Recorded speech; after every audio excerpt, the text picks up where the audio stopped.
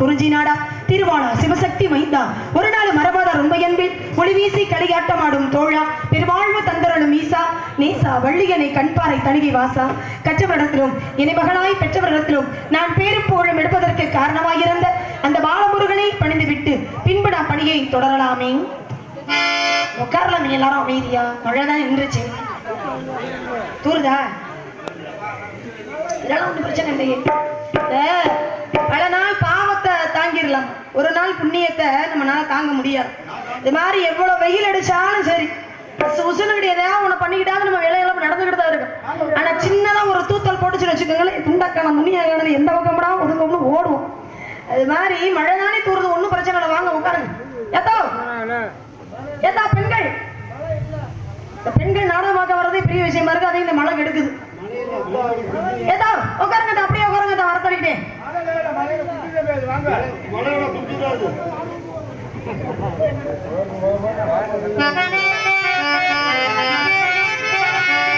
அழகான பழனி மலை ஆண்டவா,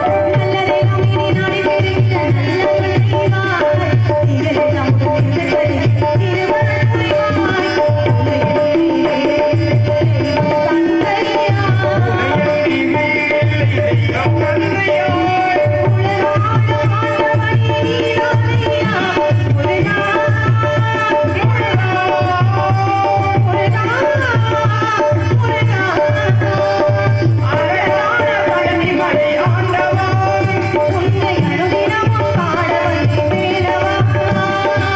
வழிவழி நாதனே வாவடி வேலனே, வழிவழி நாதனே வாவடி வேலனே, வரவேண்டும் மயில் மீது முருகனே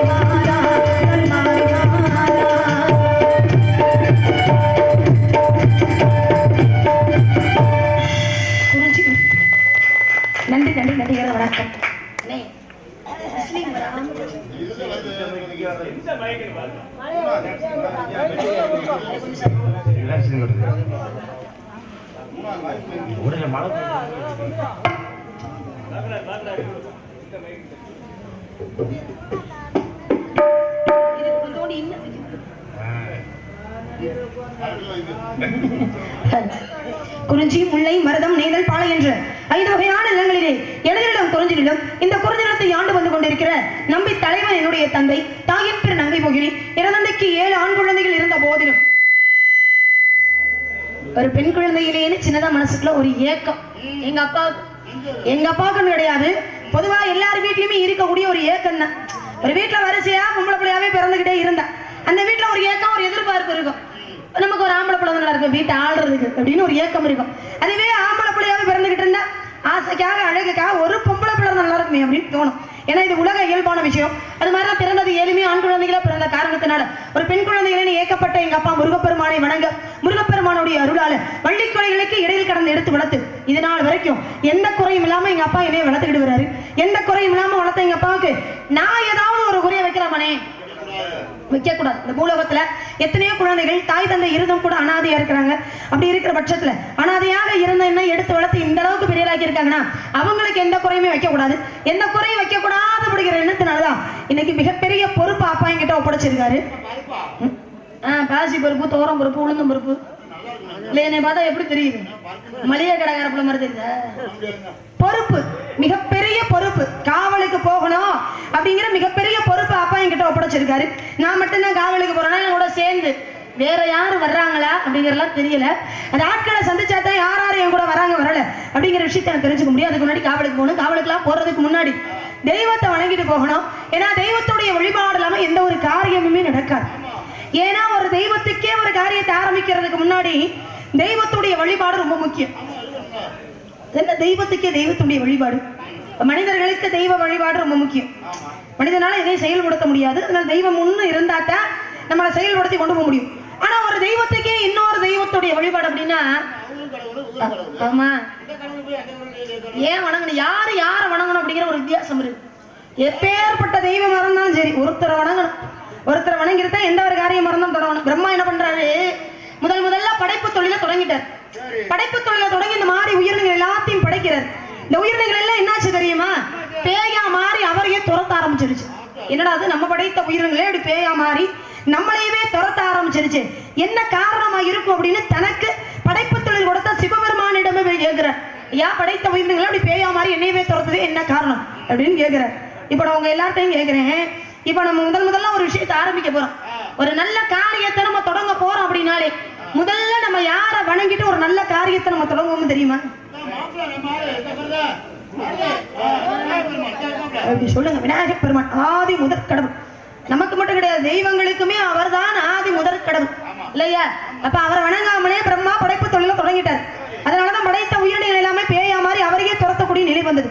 பிறகு விநாயகர் பெருமானை வணங்கிட்டு படைப்பு தொழிலை தொடங்கினாராம் பிரம்மா. இப்ப புரியுதா ஏன் ஒரு தெய்வத்துக்கு இன்னொரு தெய்வத்துடைய வழிபாடு ரொம்ப முக்கியம்? ஒரு தெய்வத்துக்கே இன்னொரு தெய்வத்துடைய வழிபாடு ரொம்ப முக்கியமா இருக்கும் பொழுது சாதாரண மனிதர்களா பிறந்த நம்மளா இந்த தெய்வத்துடைய துணை இல்லாமல் இருக்க முடியுமா? இருக்கவே முடியாது. இப்ப தெய்வத்தை நம்ம யாராவது நேர்ல பாத்திருக்கோமா? யாருமே பார்க்க முடியாது, சொல்லவும் முடியாது. நான் தெய்வத்தை நேர்ல பார்த்திருக்கேன் அப்படின்னு நம்ம சொல்ல முடியாது. ஆனா மனிதர் உருவத்துல தெய்வத்தை பார்க்கலாம். நம்ம ஒரு ஆபத்தான நிலையில இருக்கும் பொழுது ஒருத்தவங்க வந்து நம்மளை காப்பாத்திட்டாங்க அப்படின்னால நம்ம என்ன சொல்லுவோம்? தெய்வம் மாதிரி வந்து நீங்க காப்பாத்திட்டீங்க அப்படின்னு நம்ம சொல்லுவோம். ஒருத்தவங்களை பார்க்கணும் அப்படிங்கிற சிந்தனையோட போய்கிட்டே இருப்போம். அவங்களே திடீர்னு எதிரில் வந்துருவாங்க. அப்ப நம்ம என்ன சொல்லுவோம்? கும்பிட போனோம் தெய்வம் குறுக்க வந்த மாதிரி, நீங்களே வந்து நீங்க உங்களை தான் பார்க்கணும்னு நினைச்சுக்கிட்டே வந்தீங்க அப்படின்னு சொல்லுவாங்க. அப்ப மனிதர் உருவத்துல வேணா தெய்வத்தை பார்க்கலாம். ஆனால் தெய்வத்தையே நேரடியா பார்க்க முடியுமா அப்படின்னா சித்தர்களால மட்டும்தான் இறைவனை நேரடியா பார்க்க முடியும் அப்படிங்கிறது சித்தர்களுடைய வரலாறு சொல்லுது. இப்ப சித்தர்களால இறைவனை பார்க்க முடியும், பக்தர்களாகிய நம்மளால இறைவனை நேரடியா பார்க்க முடியும். அப்ப சித்தர்களுக்கு பக்தர்களுக்கு என்ன வித்தியாசம்? சித்தர்கள் பக்தர்கள் பக்தர்கள்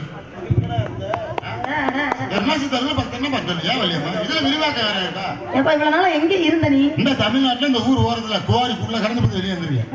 சித்தர்கள் எல்லாரும் சித்தர்கள் தான், பக்தர்கள் எல்லாரும் பக்தர்கள் தான். அதுல எந்த மாற்றமும் இல்ல. ரெண்டு பேருக்கு இருக்கிற வித்தியாசம் என்ன? ஓ அப்படி கேக்குறீங்களா? என்ன சித்தர்கள் கஞ்சி அடிப்பாங்க, பக்தர்கள் மாலை ஓட்டு கோயிலுக்கு போயிட்டு சாமி கும்பிட்டு வருவாங்க. வித்தியாசம். நன்றி, வணக்கம். நல்லா இருப்பீங்க, தெரியாம கேட்டு. சித்தர்களுக்கும் பக்தர்களுக்கு அதுக்கு முதல் சொன்னது கூட சித்தர்கள் பக்தர்கள் சொன்னீங்க. அதை கூட ஒரு வகையில ஏத்துக்கலாம்னு வச்சுக்கோங்களேன். உண்மையில இந்த புரட்டாசி மாசம் கோயிலுக்கு போறாங்க சதுரகிரிக்கு. அந்த அடிவாரத்துல பாருங்க சும்மா குப்புன்னு ஊதுவாங்க. அப்ப சதுரகிரிக்கு நீ ஈசனை வணங்க போகல. யாரு கஞ்சா ஓடுறாங்க, எங்க விக்கிறாங்க, எதுக்கு போற சதுரகிரி? சித்தர்களுக்கும் பக்தர்களுக்கு என்ன வித்தியாசம்னா, இறைவனை கண்டு தெரிந்தவர்கள் சித்தர்கள், இறைவனை காண துடிப்பவர்கள் நம்மள போல பக்தர்கள். இதுதான் சித்தர்களுக்கும் பக்தர்களுக்குள்ள வித்தியாசம். இப்ப இறைவனை நம்ம யாருமே நேர்ல பார்த்ததே இல்ல, அதனாலதான் அந்த இறைவனை இந்த உலகத்திற்கு 2 இறைவனை நமக்காக அனுப்பி வைத்தாரா. அதுதான் நம்மளுடைய தாயும் தந்தையும். நடமாடக்கூடிய தெய்வங்கள், கண்ணுக்கு தெரியாத தெய்வங்கள்லாம் வணங்கிட்டு நம்ம காவலுக்கு போறதுக்கு பதிலாக கண்ணுக்கு தெரிந்த தெய்வம்னா நம்மளுடைய தாயும் தந்தை தான். தாயும் தந்தை வணங்கிட்டு அதுக்கப்புறமா காவலுக்கு போனோம்னு நினைக்கிறேன். தாயும் சிறந்த கோவிலும் இல்லை,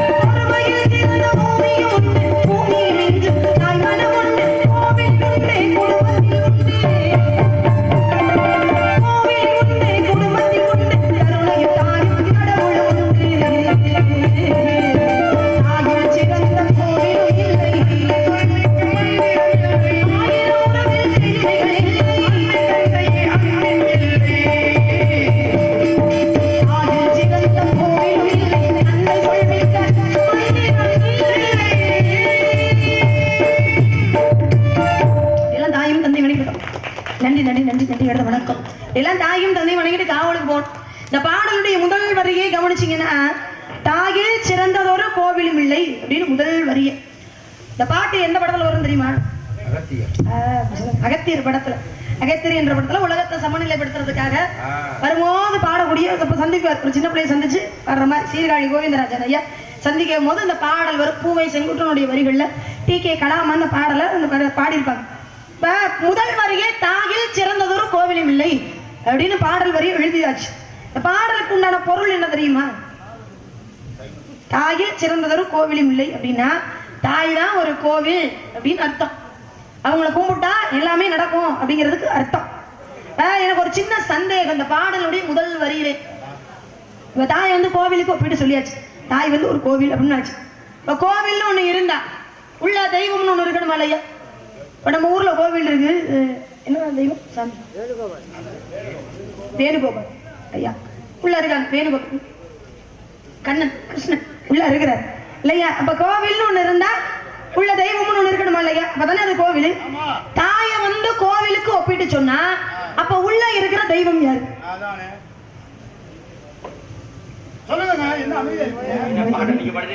பட்டுன்னு அமைதியாயிட்டீங்களே எல்லாரும்.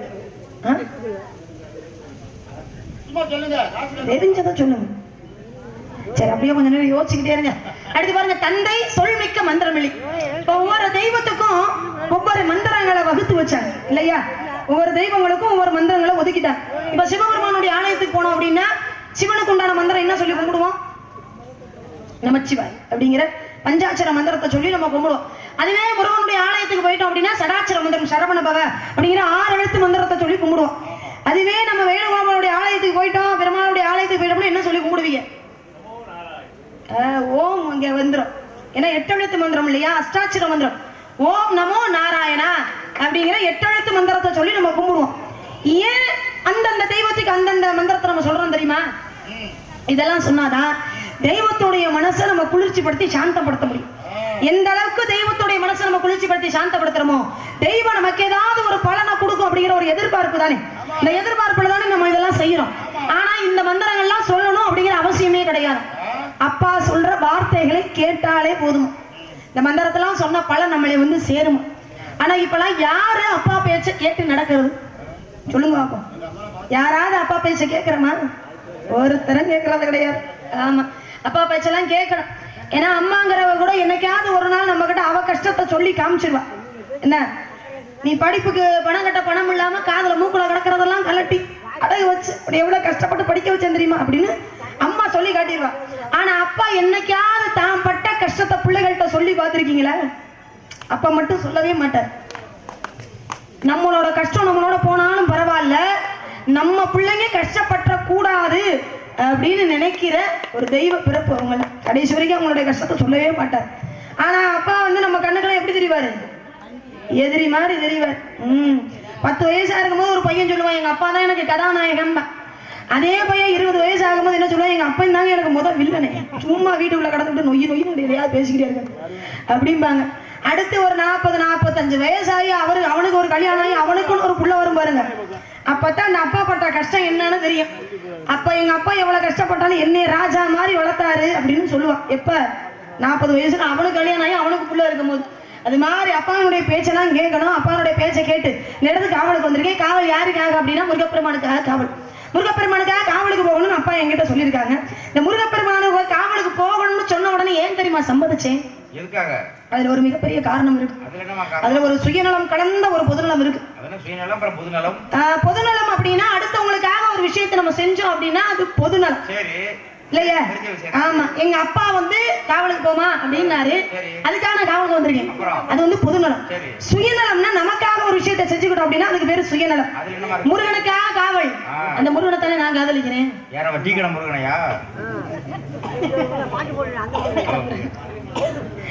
அப்படி சொல்லுங்க, பழனிமலை முருகன். அவரைத்தான் மனசுக்குள்ள நினைச்சுக்கிட்டு இருக்கீங்க. அவரும் எப்ப வர்றா நானும் காத்துக்கிட்டே இருக்கேன். இப்போதைக்கு வர மாதிரி தெரியல. அடிக்குமா இதுக்குள்ள வந்துருவாருன்னு நினைக்கிறேன். ஆமா, அந்த முருகப்பெருமானை என்னை தேடி இந்த இடத்துல வரதுக்கு முன்னாடி இந்த இடத்துல அவருடைய வருகைக்காக நான் இப்படி எல்லாம் காத்துக்கிட்டு இருக்கேன் அப்படிங்கிற விஷயத்த உங்ககிட்ட சொல்றேன்.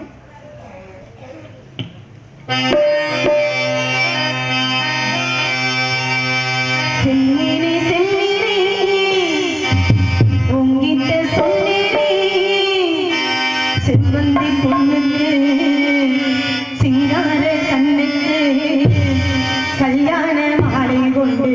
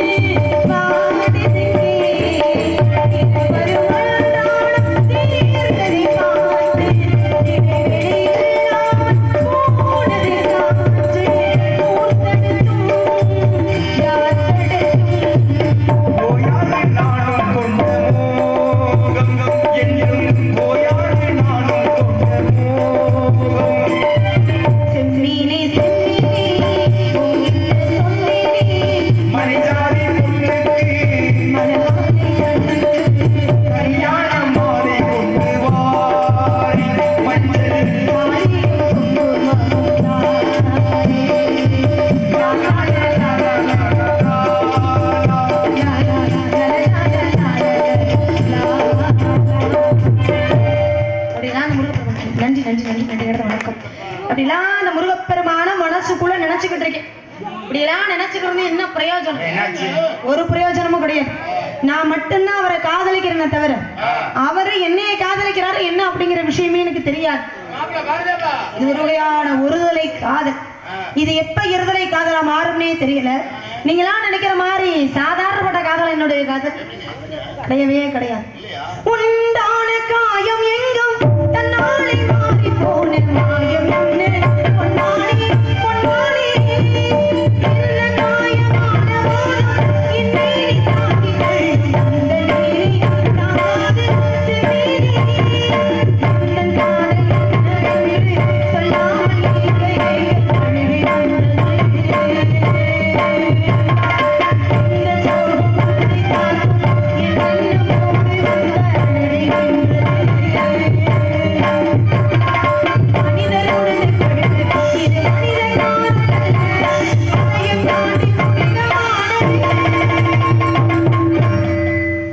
எல்லா பாட்டுக்கும் வாசிப்பீங்க போல இருக்கு.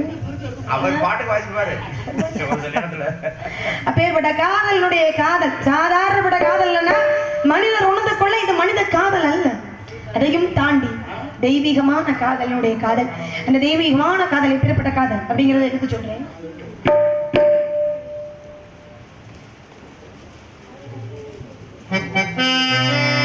சிட்டுக்குருவி முத்தம் கொடுத்து சேர்ந்திட கண்டேனே செவ்வானம் கடலிலே மலர்ந்திட கண்டேனே துவிரிந்த மலரினிலே கண்டு மூழ்கிட கண்டேனே பூவினிலே மூதிட கண்டேனே குருவி முத்தம்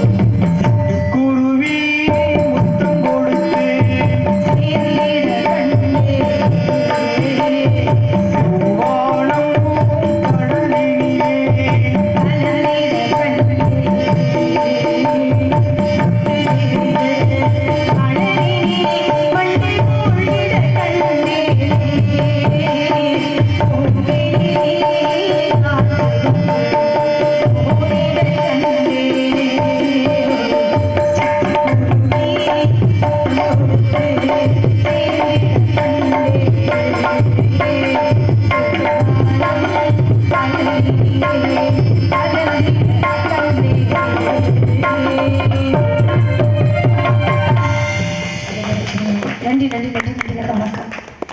ஏத்தா என்ன பெண்களுக்கு ஏதாவது ஊர் கட்டுப்பாடு ஏதாவது யாரும் கை தட்டக்கூடாது ரசிக்க கூடாதுன்னு என்ன ஆண்கள்லாம் நல்லா ரசிக்கிறாங்க பெண்கள்லாம் ஏன் செய்வினில மிதிச்ச மாதிரி உட்காந்துருக்கீங்க ஏத்தா என்னாச்சு மழை பெஞ்ச நாள் அப்படி பதத்துட்டாங்களோ ஏத்தா ஏன் உங்களுக்கு எல்லாம் நாடகம் பிடிக்கலையா நாடகம் பிடிக்கலையா நாடகம் வச்சதே பிடிக்கலையா ஏத்தா எங்க பெண்கள்லாம் ஒரு தடவை கை தட்டுங்க பார்ப்போம் அத்தே உங்களுக்கு என்ன தனியா நான் வெத்தலை வாக்க வச்சு சொல்லணுமா கை தட்டி ரசிச்சா தானே நல்லா இருக்கு. மெய் மறந்து உட்கார்ந்திருக்காங்க உங்களை பார்த்துட்டு மெய் மறந்து உட்கார்ந்திருக்காங்க. என்ன மெய் மறக்கிறாங்க? நாங்க போட்டிருக்கீங்க அப்படின்னா எங்க எடுத்துருப்பாங்க. ஏத்தா அப்படியா அப்படி மெய் மறந்து உட்காந்துட்டீங்களா? அப்படிலாம் இல்ல. அப்புறம் கை தட்டுறதுக்கு என்னன்னு கேக்குறேன். இனிமே பாட்டெல்லாம் முடிஞ்சா நானும் கிடையாது இந்த இடத்துல அடுத்து யாரு வந்து நின்னாலும் சரி இந்த பாடெல்லாம் முடிஞ்சோடனே எல்லாரும் பெண்கள் எல்லாரும் கை தட்டணும். ஏன்னா கலைஞர்களுக்கு ஒரு உற்சாகப்படுத்தக்கூடிய விஷயமே அதுதான். நீங்க இந்த அன்பளிப்பெல்லாம் கொடுக்குறீங்க பத்தீங்களா, அதை விட ஒரு 4 பேர் கை தட்டுறீங்க பத்தீங்களா, அதுதான் மிகப்பெரிய உற்சாகமே கலைஞர்களுக்கு. அதனாலதான் சொல்றேன், யார் வந்திருந்தாலும் தயவு செஞ்சு உங்களை எல்லாம் கெஞ்சி கேட்கிறேன். ஆத்தா பெண்கள் உங்களை தான் கேட்கிறேன், தயவு செஞ்சு இந்த ஆத்தா வெளிப்புங்க. பத்தா வள்ளியே வெளியில வந்திருக்கேன், இப்படி படுத்த அந்த நாடகம் நல்லா இருக்குமா? ஏன் அப்பதான் எந்திரிச்சு வரத்தா காரைக்குடில இருந்து வள்ளியை கூட்டு வந்தா அப்படி படுத்து தூங்கினா என்ன அர்த்தம்? தூங்கிக்கிட்டு இருந்தா பத்தேன் பார்த்தேன் சும்மா சமாளிக்குது. இப்ப தெரியுதா முருகப்பெருமானுடைய காதல் எப்பேற்பட்ட காதல். எந்த தெய்வத்துக்கும் இல்லாத ஒரு தனி சிறப்பு முருகப்பெருமானுக்கு தான் உண்டு. எந்த தெய்வத்துக்குமே இல்லாத ஒரு தனி சிறப்பு. பாருங்க, ஒவ்வொரு தெய்வத்துடைய அவதார நோக்கமுமே எதிரிய அழிக்கணுங்கிறதெல்லாம் இருந்து. ஒவ்வொரு தெய்வத்துடைய அவதாரமே பாருங்க, ராம அவதாரம் எடுத்தார் ராவணனை அழிப்பதற்காக, கிருஷ்ண அவதாரம் எடுத்தார் கம்சனை அழிப்பதற்காக, நரசிம்ம அவதாரம் எடுத்தார் இரணியனை அழிப்பதற்காக. பாருங்க, ஒவ்வொரு அவதார நோக்கமும் எதிரி அழிக்கணுங்கிறதெல்லாம் இருந்தது. ஆனால் முருகப்பெருமானுடைய அவதாரம் சூரபதுமனை அழிப்பதற்காக எடுக்கப்பட்ட அவதாரம். ஆனால் சூரபதுமனை அழித்தார் அப்படின்னா இல்ல, ஆணவத்தை மட்டும் அழித்து தன்னோடு ஐக்கியமாக்கி வச்சுக்கிட்டார். பாருங்க, எதிரியவே ஆட்கொண்ட முருகப்பெருமான் என்னையும் ஆட்கொள்வார் என்ற எண்ணத்தோடு இந்த இடத்துல எப்படி காத்துக்கிட்டு இருக்கேன் அப்படிங்கறத உங்ககிட்ட சொல்றேன்.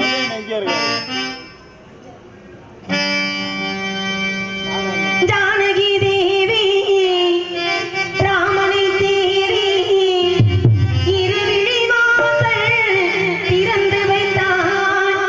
ராமன் வந்தார், மயங்கி விட்டாள், தன் பேரை கூட மறந்து விட்டார். ஜானகி தேவி ராமனை தேடி இருவிழி வாசல் திறந்து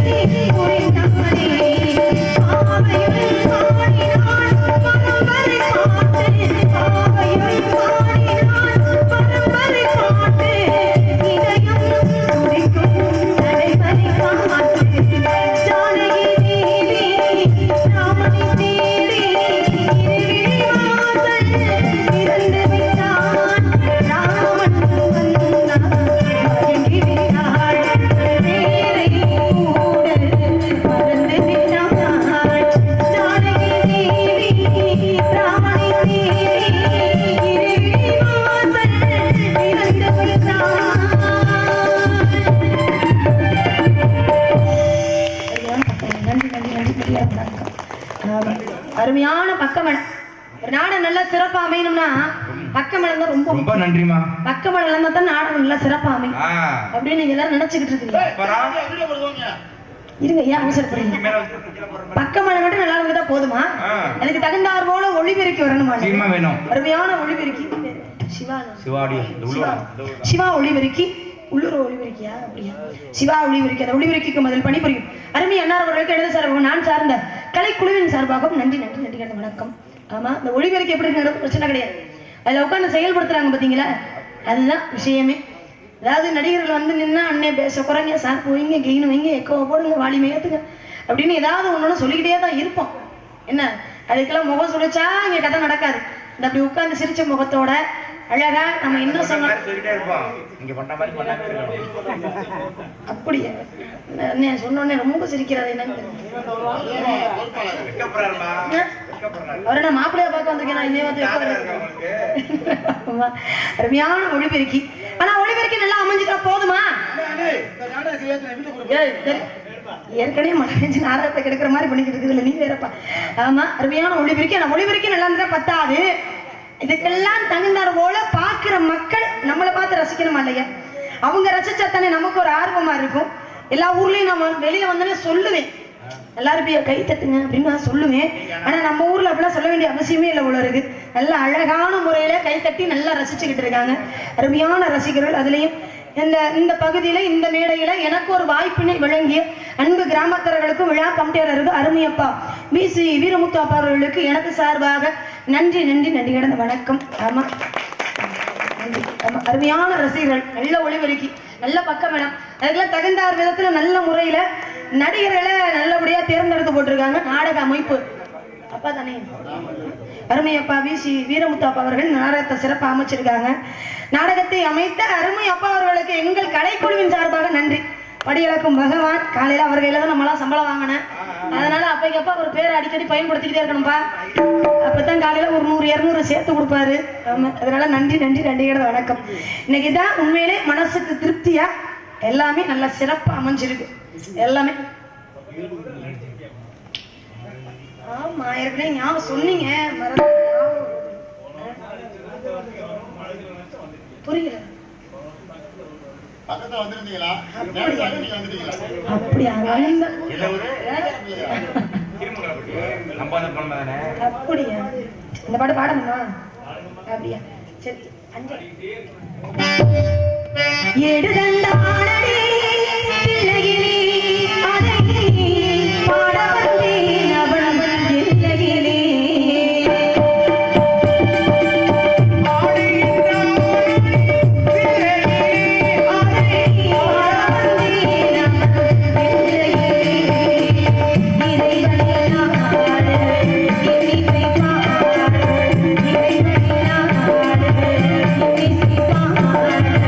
திருமொழி கூறிடும்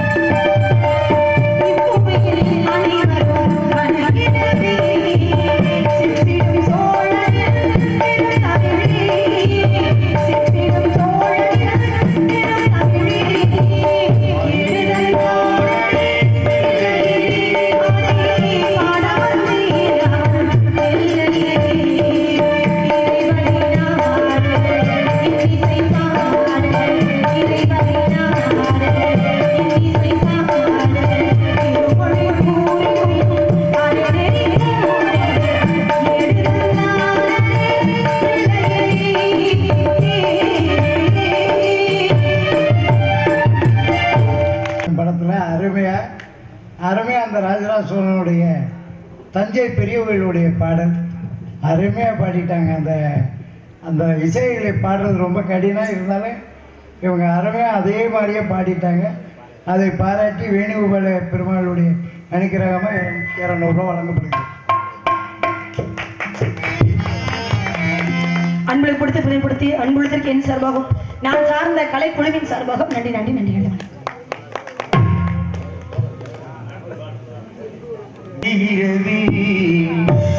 இந்த மலருக்கு என் மேல் என்னடி கோபம் முள்ளாய் மாறியது.